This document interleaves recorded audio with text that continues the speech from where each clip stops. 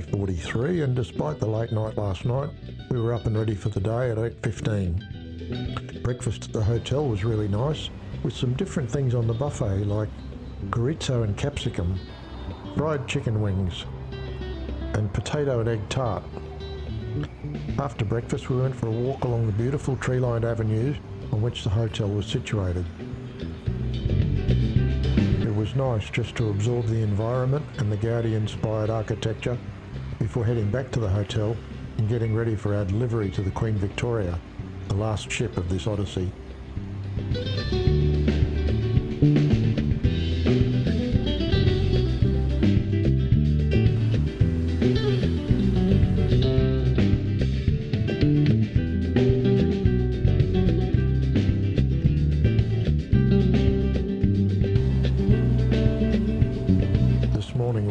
And docked in a huge container port, accessing the city of Valencia by shuttle bus from the port.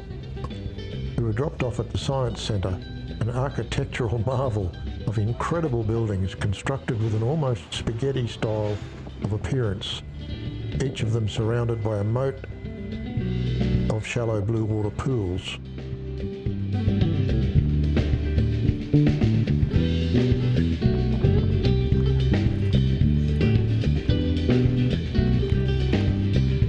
The Science Centre itself was also quite an interesting place to visit, featuring instructive displays about Da Vinci's inventions, the role of DNA, human anatomy and space exploration.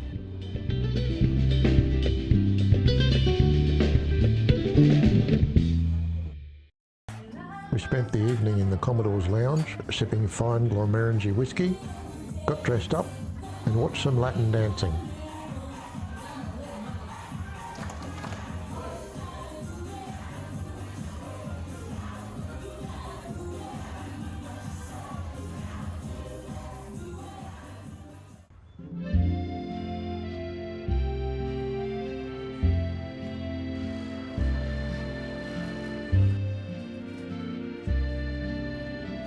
The French town of Ajaccio on the island of Corsica was our next stop.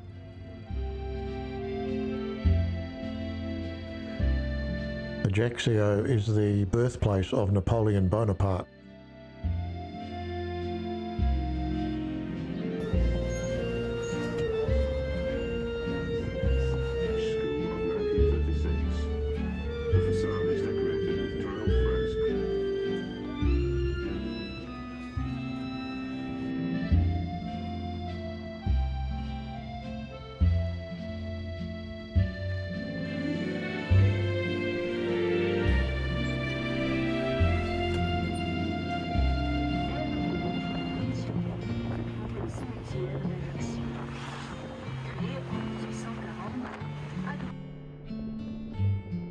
Travelling on La Petite train, we saw gorgeous Mediterranean waters, a lighthouse at the end of the island, and some stunning beaches.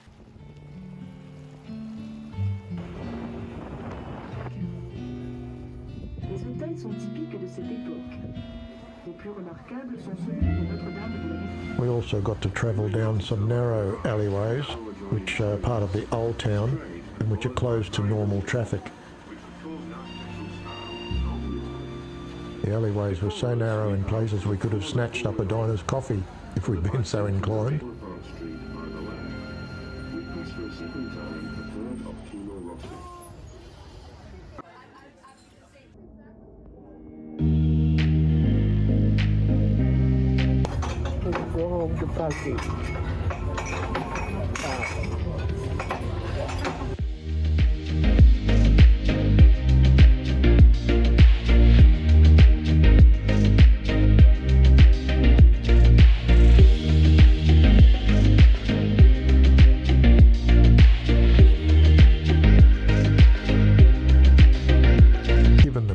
Nature of this coastline, it was really better to stay on the ship and view the coastline from the water rather than looking from the water back to the ship.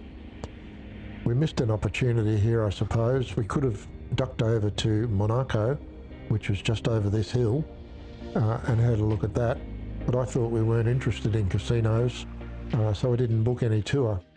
Anyway, we had a nice day on the boat.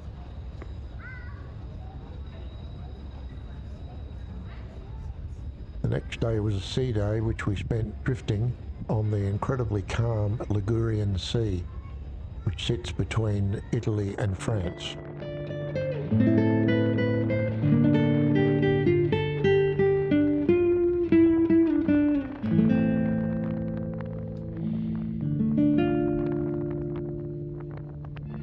Our last stop on this journey was Livorno in Italy.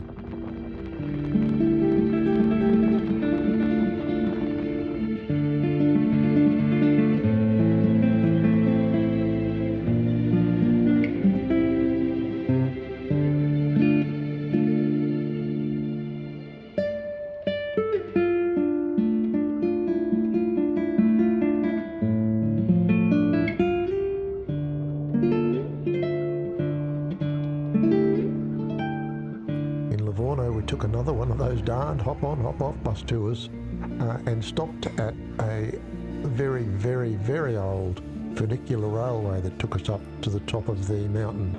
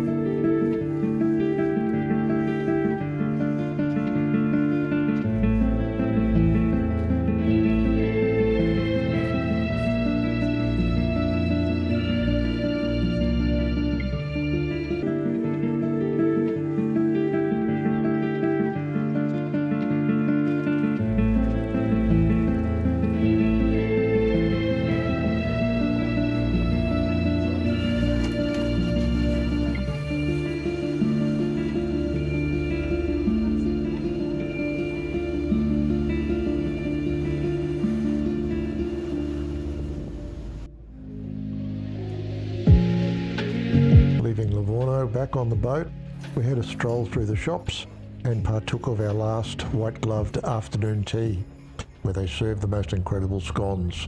Next morning, Civitivechia, and on the bus for a 1-hour trip to Rome, and finally heading home.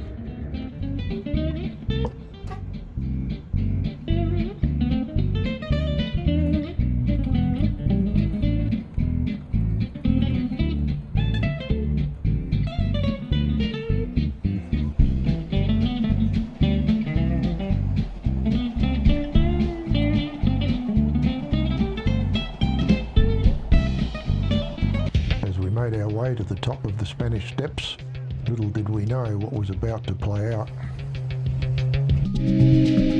As we were walking down this footpath towards Piazza Barberini, I felt something touch my leg, and I immediately looked down and spun around, and there standing behind me was a woman with my wallet in her hand.